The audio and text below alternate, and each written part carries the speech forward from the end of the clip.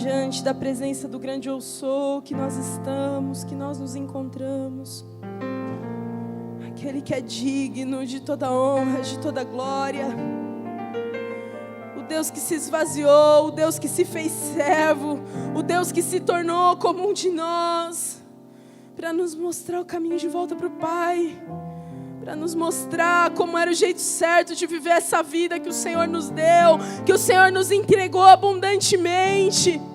Mesmo quando a gente não merecia, mesmo quando a gente não queria, mesmo quando a gente não o desejava, mesmo quando a gente não o amava, Ele se entregou, Ele se derramou. Ele se entregou, Ele se derramou. Senta aí no teu lugar em espírito de oração. Fique em espírito de oração, querido. Fique em espírito de oração. Que o Senhor possa ministrar ao nosso coração nessa noite. O Senhor é aquele que tem palavras de vida eterna para aqueles que o seguem, para aqueles que o buscam, para aqueles que o desejam. São palavras que esse mundo não consegue produzir, são palavras que homem nenhum consegue produzir. Esse Deus está aqui nesse lugar onde existem 2, 3, 4, 5. O Senhor habita no meio dos louvores do seu povo, e aonde existe povo de Deus reunido, ali Ele está. Então Ele está aqui nesse lugar, nessa noite. Você pode se derramar, você pode se entregar, você pode colocar o teu coração diante dEle. Esse coração que você tem tentado esconder dos homens, esse coração que você tem tentado esconder das pessoas, esse coração que você tem tentado esconder de você mesmo, disfarçando muitas vezes fingindo que nada está acontecendo. O Senhor que está aqui nesse lugar te conhece, te sonda. E a palavra de Deus lá em Romanos vai nos dizer que o Espírito Santo nos ajuda nas nossas fraquezas. Olha só que coisa maravilhosa, gente. A gente não está sozinho quando a gente está se sentindo fraco. Nós não estamos sós nos nossos momentos de fraqueza. Quando a gente não sabe o que dizer, quando a gente não sabe o que fazer, nós temos um poderoso intercessor ao nosso lado, chamado Espírito Santo de Deus. É aquele que ressuscitou Jesus do meio dos mortos. É aquele que opera milagres, sinais e maravilhas. Esse Espírito Santo é o nosso poderoso intercessor. E Ele está aqui nesse lugar. Eu não sei como que você chegou aqui nessa noite, mas muitas vezes quando a gente olha para os olhos de vocês, e tem um ditado que diz que os olhos são a janela da alma. Quando a gente olha para os olhos de muitos de vocês aqui, a gente percebe que tem muitos de nós precisando urgentemente ser encaminhados para a UTI do céu, porque a gente está precisando receber de Deus um novo coração, porque muitas vezes as palavras que são ditas aqui já não fazem mais sentido. A gente fala sobre Deus, salvação, consagração. E essas palavras, elas vão perdendo o significado dentro de nós. Elas vão perdendo a força dentro de nós. A gente muitas vezes tem carecido de um novo coração. Então, se você está aí no teu lugar e você está nessa situação, o Espírito Santo de Deus pode te encaminhar para essa UTI nessa noite. E você pode receber ainda hoje um novo coração. Você pode ter ressignificados os teus caminhos. É assim que o Senhor faz. Lembre-se que o Senhor é o Deus que te fez, que te formou. A palavra do Senhor vai nos dizer que Ele nos amou antes da fundação do mundo. Antes de tudo ser feito, de tudo ser formado, o Espírito Santo de Deus estava lá, Jesus estava lá, Deus Pai estava lá. E Ele nos amou antes da fundação do mundo. Por isso, em nome de Jesus, se há espírito contrário, se existem espíritos malignos que têm travado a sua mente, que têm travado o seu coração, que têm te endurecido, que têm te impedido de experimentar desfrutar do banquete de Deus, nessa noite, está quebrado e está repreendido no nome santo de Jesus. Nós rejeitamos toda dureza de coração, nós rejeitamos todo espírito de surdez, todo espírito de mudez, todo espírito de confusão mental. Nós rejeitamos pelo poder que há no Espírito Santo de Deus. Seja livre em nome de Jesus, livre para viver o novo de Deus, livre para desfrutar da presença desse Rei da glória, aleluia. Seja livre, querido, nós somos livres. E o tema da pregação dessa noite é a escolha perfeita. A escolha perfeita. E aí, antes da gente entrar no texto, eu queria que a gente rapidamente aqui fizesse assim, voltasse no tempo, mais ou menos uns 2000 anos. Se você preferir, pode fechar teus olhos, se você achar que você não vai se distrair. Se não, pode ficar de olho aberto. Mas eu quero que se você se imagine por um momento só, por um momento, a gente voltou, pegamos a máquina do tempo, voltamos 2000 anos na história. E agora todos nós somos cidadãos lá de Jerusalém. A gente está lá em Jerusalém e a gente sabia que Jesus estava para passar perto da cidade onde a gente mora. A gente sabe disso porque foi o maior comentário daquela semana na vizinhança. Todo mundo falando que Jesus estava por perto, que Jesus estava para passar. E a fama de Jesus estava crescendo tanto que você não via a hora de estar diante daqueles olhos. Passado algum tempo, finalmente, o burburinho de uma multidão que está se aglomerando confirma suas suspeitas. Jesus, ele está a apenas alguns metros da tua casa. Mas antes mesmo de você pensar em abrir a sua porta para se juntar àquela multidão, você de repente ouve um barulho na tua porta. Quando você abre a sua porta, você entra em choque. Quem está ali diante de você, em pessoa, é Jesus.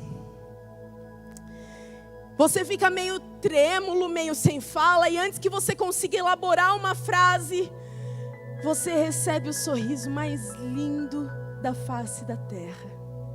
E Jesus coloca a mão no seu ombro e faz uma pergunta para você.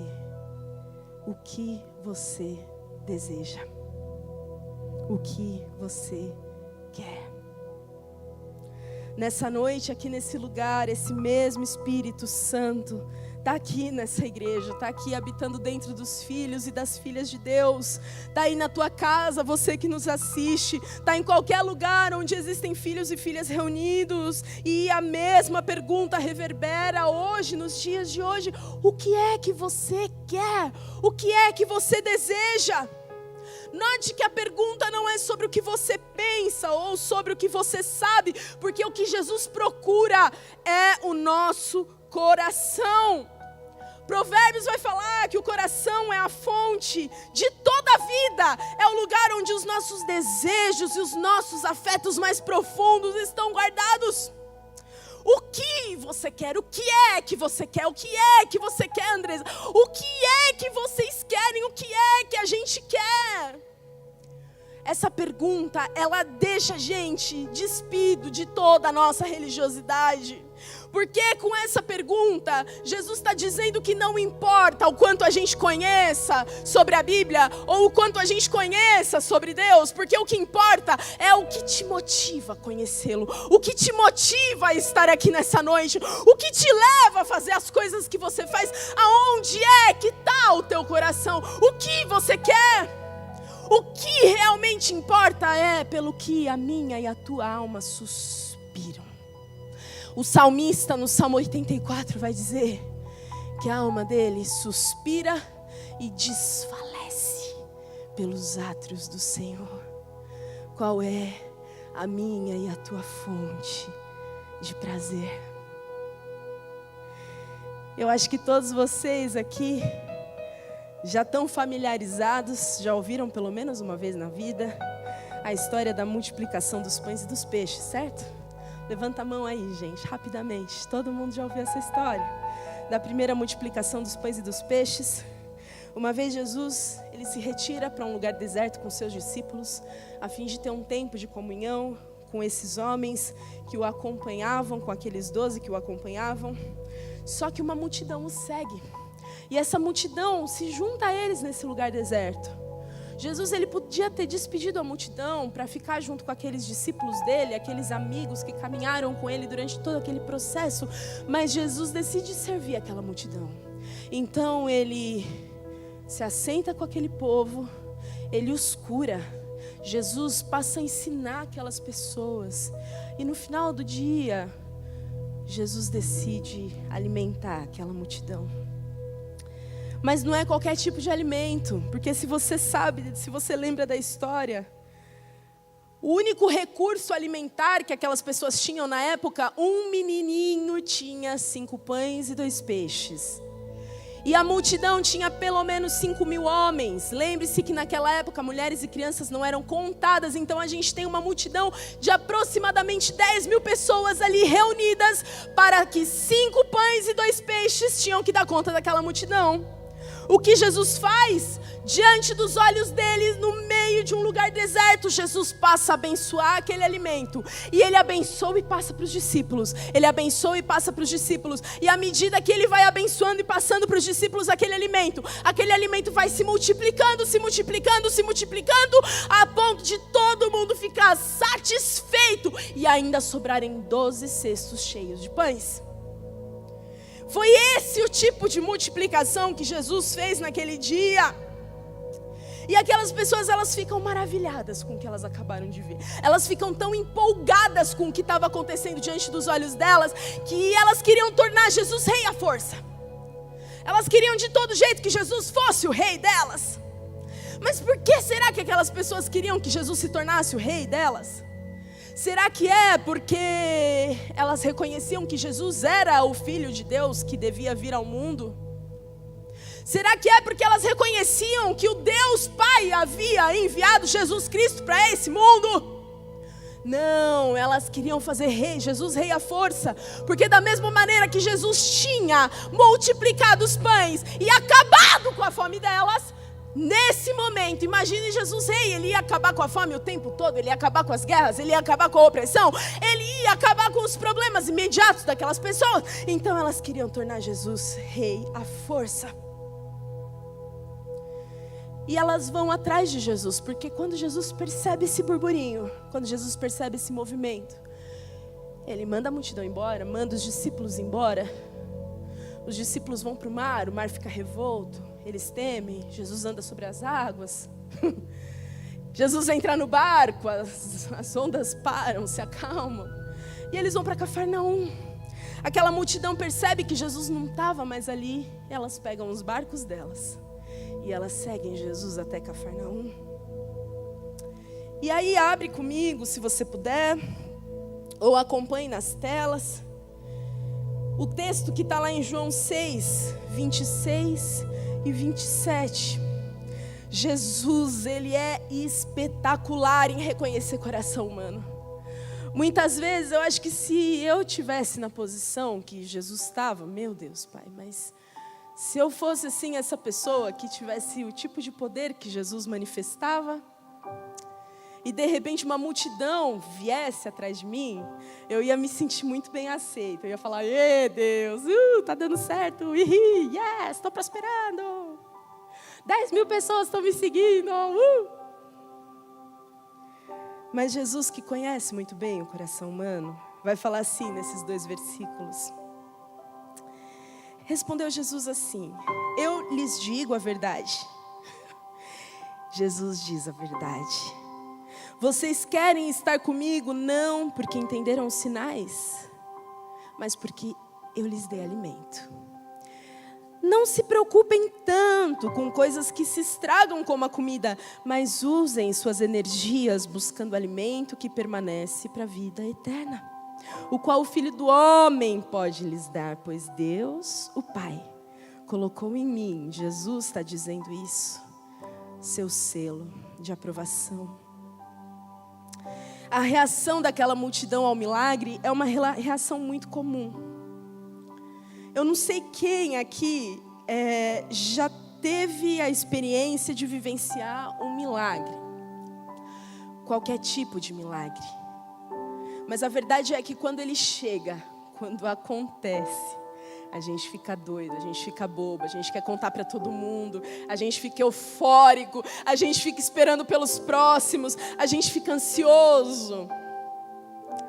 Para os mais velhos que estão aqui, eu acho que o maior milagre dos últimos tempos é quando você sabe qual é o seu orçamento e você sabe qual é a quantidade de boleto que você tem que pagar. E aí você faz a conta. Não vai dar. Amém, irmã? É só ir lá em casa que é assim. Não vai rolar. Aí você olha de novo para os boletos, olha para o salário. Aí você fala, eita, vou ter que arranjar, vou ter que virar o Julius lá do Todo Mundo Odeia o Cris. Vou ter que arranjar um segundo emprego, não vai rolar só com um. Mas aí chega no final do mês e milagrosamente você consegue pagar tudo, amém? Isso é milagre, gente. Isso só acontece porque a provisão do Senhor está sobre nós. Porque a bênção do Senhor está sobre a nossa conta bancária, está sobre o nosso dinheiro, está sobre as nossas famílias. Às vezes você pediu alguma coisa para Deus que só você e Deus sabiam. E aí você sabia que você não tinha condição de comprar aquilo, mas um dia uma pessoa vem e te dá. Isso já aconteceu comigo. Qualquer dia eu conto essa história aqui, que foi louca, foi doideira. A pessoa vem e te dá. E você sabe que foi Deus. Quantas vezes a gente já viveu isso? Alguém aqui já deve ter vivido isso. Eu sei disso. E a verdade é que a gente fica eufórico, a gente fica desesperado. Calma aí que eu vou voltar aqui pro negócio. Mas por mais que em vários momentos da nossa vida, gente, as nossas necessidades físicas, elas sejam verdadeiramente supridas por Deus, o propósito final dessa obra nunca é simplesmente matar a nossa fome, suprir as nossas necessidades, entendeu? Tem gente que só vem para Deus para buscar suprir as suas necessidades, como estava aquela multidão ali. Eles tinham enchido a barriga, 10.000 pessoas comendo 5 pães e 2 peixes, e aí elas voltam para Jesus, querendo o quê? Mais daquilo que elas tinham recebido. E muitas vezes eu e você estamos assim com o Senhor. A gente vai diante de Deus, a gente chega diante de Deus, mas a gente chega querendo mais daquilo, mais daquele suprimento, mais daquela satisfação física. Mas a verdade é que tudo o que acontece na nossa vida precisa revelar a glória de Deus. Por quê? Porque tudo é para a glória dele, porque tudo é dele, por ele, para ele. Em 1 Pedro vai falar assim que eu e você, nós somos geração eleita, sacerdócio real, povo de propriedade exclusiva de Deus. Para quê? Para quê, minha gente? Para quê? Para receber, para ganhar coisa, para encher a barriga? Não! Para manifestar, para proclamar as virtudes daquele que nos chamou das trevas para a sua maravilhosa luz. É para isso que os milagres acontecem. É para isso que as manifestações divinas se revelam no nosso meio, para que o Pai seja revelado e toda a virtude de Deus seja manifestada para esse mundo. Mas para uma multidão carente de pão, o que eles queriam de Jesus é que Jesus repetisse o milagre de Moisés. Moisés tinha dado o maná. É assim que eles falam com Jesus. Moisés nos deu o maná. O que é que o Senhor vai fazer para que a gente crê em você? E aí Jesus diz assim, no versículo 32, Jesus diz: eu lhes digo a verdade, não foi Moisés quem lhes deu o pão do céu, é meu Pai quem dá o verdadeiro pão do céu a vocês. O verdadeiro pão de Deus é aquele que desce do céu e dá vida ao mundo. E aí no 35 vai dizer assim, Jesus novamente: eu sou o pão da vida. Quem vem a mim nunca mais terá fome. Quem crê em mim nunca mais terá sede. Aquele povo estava esperando o repeteco do milagre que aconteceu no deserto durante 40 anos, quando o maná desce do céu para matar a fome deles. Mas diante daquele povo estava o maná de Deus. O maná do deserto, ele só apontava para aquele que estava diante dos olhos daquele povo, e eles não conseguiam enxergar, porque eles continuavam desejando suprir as suas necessidades terrenas. O maná apontava para o pão vivo do céu que estava diante deles. E está diante de mim e de você nessa noite. O maná não pode dar vida. As pessoas que se alimentaram do maná, elas tiveram as suas necessidades básicas supridas durante 40 anos, mas depois disso, elas morreram. Mas o pão do céu tem poder de suprir por toda a eternidade cada uma das minhas necessidades, na minha alma, no meu espírito e no meu corpo. Então o convite de Jesus para aquela multidão é para um banquete que preencheria todo o interior deles, a ponto de eles não sentirem falta de absolutamente nada. E para mim e para você o convite continua o mesmo. Toda vez que a gente entra na presença de Deus, em um culto público como esse que a gente está fazendo aqui nessa noite, o que há diante de nós é uma mesa posta, uma mesa, um banquete gigantesco que foi preparado pelo próprio Pai. O Salmo 23, que dá nome a esse ministério, Projeto 231, diz que é o Senhor quem prepara para nós uma mesa. E esse banquete, ele traz um novo sentido às nossas necessidades. Ele traz novo sentido a palavras como vida, fome, sede, vontade ou desejo. Quem come desse pão e bebe da água que Cristo dá, toma parte na natureza do próprio Cristo, ingere a vida de Cristo. Sente fome então de fazer a vontade de Deus? Sente sede então da presença do Deus vivo? E como diz o salmista, mais uma vez, eu amo salmos, como suspira a corça pela corrente das águas, assim por ti, ó Deus, suspira a minha alma. Quem come do pão que Cristo dá, quem bebe da água da vida, passa a sentir fome de Deus, sede de Deus, desejo por Deus e as coisas do mundo. Vai para a terceira, para a quarta, para a quinta prioridade. A gente começa a andar que nem doido nesse mundo, porque a gente passa a não ter mais os mesmos desejos e necessidades que as demais pessoas. Mas a narrativa de João aqui vai mostrar que aquelas palavras foram duras demais para aquelas pessoas. E talvez essas palavras elas continuem sendo duras demais para a gente. Sabe por quê? Porque quando Cristo deseja matar a minha e a sua fome, Ele quer preencher o meu e o teu interior de eternidade, de água da vida, de pão da vida. Mas dentro daquela multidão existiam amores rivais, coisas que iam contra a vontade de Deus, coisas que não eram prioridade para Deus, mas que eram prioridade dentro do coração daquela multidão. E aí que está o problema.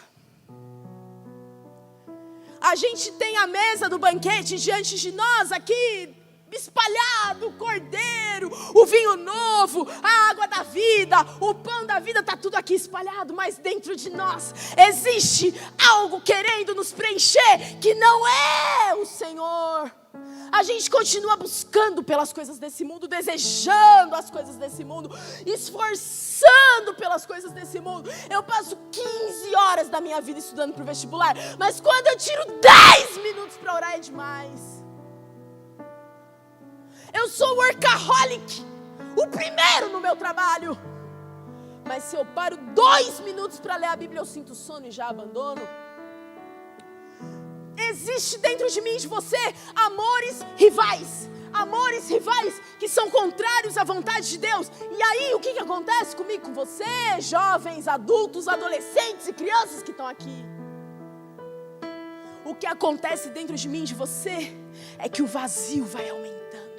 O vazio vai aumentando, o buraco vai ficando maior, e a gente vai tentando preencher com amores rivais, e vai ficando maior, e vai dando uma angústia, uma aflição, porque nada consegue preencher. Viagem não consegue preencher, dinheiro não consegue preencher, amigos não conseguem preencher, e o buraco vai ficando maior, sabe por quê? Já disse um pensador, que o vazio do homem é do tamanho de Deus. Então é só Deus que consegue preencher o vazio da minha e da tua alma. É só o Senhor que consegue preencher o vazio da minha e da tua alma. Mas aquela multidão, ela queria resolver o problema de já. Era a fome, era a opressão de Roma, era a pobreza, era a dificuldade de adorar no templo, era a perseguição, era a falta de honra. Eles queriam resolver ali. O meio de campo. Senhor, eu quero resolver o meio de campo. Depois a gente vê o resto. Esse negócio de eternidade está muito lá longe. Muito lá longe. Eu só tenho 12 anos. O que eu tenho que pensar em eternidade? Está muito longe para mim a eternidade. Tem muito tempo para pensar nessas coisas. E pais, muitos de vocês falam isso para os filhos de vocês. Não tem tempo para pensar nas coisas de Deus. Deixa esse menino curtir, deixa esse menino ser feliz. Quem é você para dizer que tem tempo para as coisas de Deus? Quem é você? Você não define o tempo. A urgência de um Cristo que está às portas, voltando com todo o seu poder e glória. É urgente a busca por preencher esse vazio com o pão da vida. Não é para amanhã, não é deixar ele jogar videogame hoje e amanhã ele vai ler a Bíblia. Não é quando ele tem 17 anos e está desviado da fé que você vai tentar corrigir o problema. Não é assim. É urgente. O vazio do homem só vai aumentar. Enquanto você tenta preencher com amores rivais, só vai aumentar. E a única coisa que pode preencher esse vazio é o pão e a água da vida. Mas não foi assim com essa multidão. Sobe o louvor. Canta aquele último louvor que vocês cantaram. Ou, quer dizer, o primeiro. Só quero tua presença. O versículo 66 desse livro vai dizer que muitos dos discípulos se afastaram de Jesus e o abandonaram. Então Jesus se voltou para os 12 e perguntou: vocês também vão embora?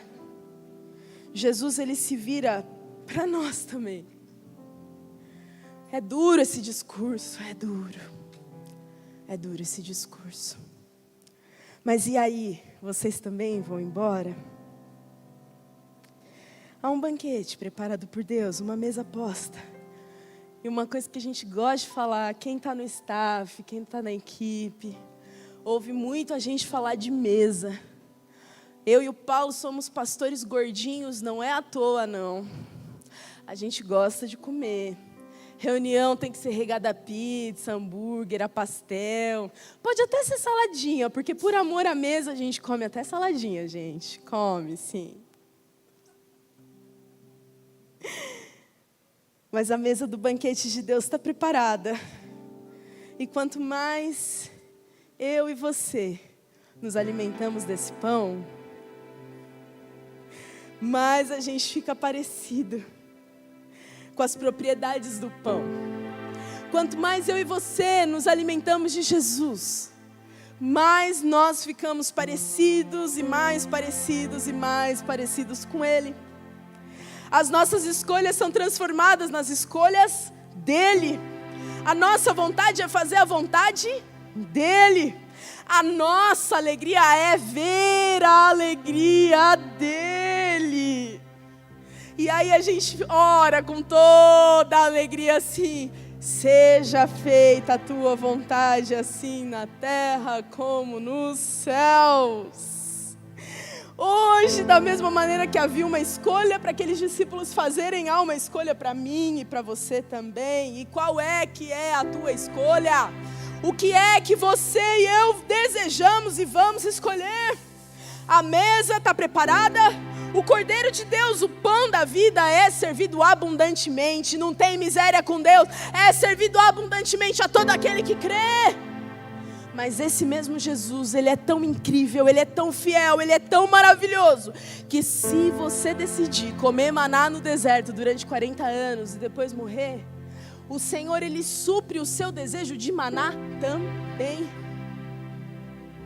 Ele não te deixa, Ele não te exclui desse jogo, Ele não te exclui. Você também tem direito a comer maná no deserto. Mas saiba que aquele povo morreu no deserto. E essa comida que você está desejando aí no teu coração não tem o poder de te dar a vida. Qual é a tua escolha? O que é que o teu coração deseja?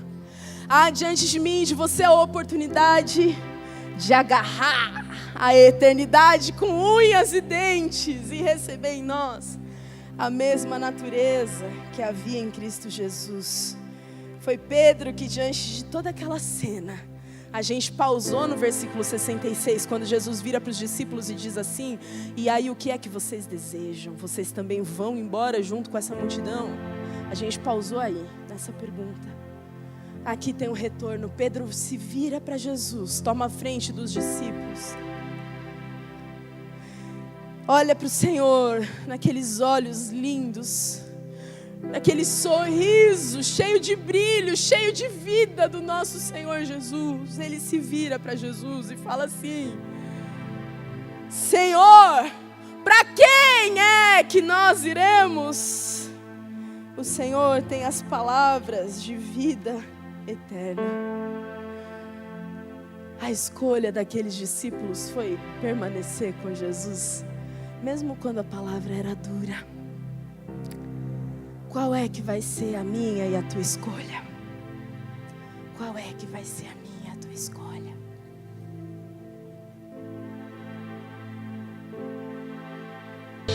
E Jesus continua à porta do teu coração. O que é que você deseja? O que é que você deseja? Sabe que durante todo esse capítulo de João, e eu recomendo que você leia inteiro esse capítulo de João, é um capítulo rico demais, é incrível, é incrível. Durante todo esse capítulo de João, não existe um momento em que a palavra desejo ou escolha seja usada. Não existe. Mas em cada etapa, em cada reação daquela multidão, daqueles discípulos, do próprio Jesus, o que está sendo revelado é o coração e o desejo daquelas pessoas. Assim é comigo e com você. Muitas vezes a gente não verbaliza as nossas escolhas, muitas vezes a gente não compartilha os nossos desejos, mas as nossas reações, as nossas atitudes são capazes de revelar tudinho o que está lá dentro de mim e de você. Por isso, querido, nessa noite a escolha é bem clara. Tem maná no deserto, você pode viver 40 anos comendo dele. Mas tem pão da vida na mesa do Pai, tem banquete na mesa do Pai, e quem come nesse banquete nunca mais sente fome. Não sente fome de amizade, não sente fome de amor, não sente fome de dinheiro, não sente fome de comida, não sente fome de sucesso, não sente fome de reconhecimento. Quem come nesse pão se torna como Jesus, manso e humilde de coração. Mas também tem água da vida, e o Senhor Jesus diz que quem bebe dessa água da vida nunca mais volta a sentir sede. Mas tem mais: quem bebe dessa água da vida se torna fonte a jorrar para a vida eterna. Uau! O que isso significa? É que além de você matar sua sede, você se torna fonte para que outras pessoas também tenham a sua sede saciada. Se essa palavra gerou um conflito dentro do seu coração, você consegue vir até aqui à frente, agora, nesse momento? A gente quer orar com você. A gente quer te ajudar nessa jornada. gente quer que você seja cheio do Senhor e transborde. O Senhor tem vida plena para os seus. Então, se você se sentiu tocado de alguma forma por essa palavra, vem aqui à frente nesse momento. Cadê os intercessores aqui da casa? Cadê os intercessores do projeto? Intercessores da igreja? Venham aqui à frente também. Venham até aqui à frente. Venham aqui, vamos orar juntos. Se existem amores rivais dentro do meu e do teu coração, a gente vive conflituoso, lutando contra os nossos próprios desejos. Só há espaço para um Deus dentro de nós. Só há um espaço para um Deus dentro de nós. Fica aí no teu lugar, alguém vai chegar para orar por você. Que a gente seja cheio dessas águas. Que a gente saia daqui transbordando dessas águas. Que a gente saia daqui feliz demais por poder pertencer a Jesus. Que o nosso mundo volte a ter as cores do Evangelho brilhando nele. Que o nosso sorriso volte a ter as marcas do Evangelho. Que a gente possa voltar a sorrir, a se alegrar no Senhor. Paulo diz que aprendeu a viver na necessidade da fartura. E ele aprendeu também o segredo de qualquer situação, de estômago cheio ou vazio, com muito ou com pouco. E ele conclui assim: eu posso todas as coisas naquele que me fortalece. O Senhor é a nossa alegria, o Senhor é a nossa porção. É o Senhor a nossa porção. Oh Senhor, meu Deus e meu Pai.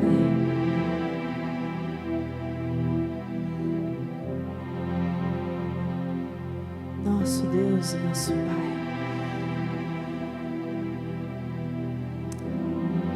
Só o Senhor conhece o coração de cada um aqui.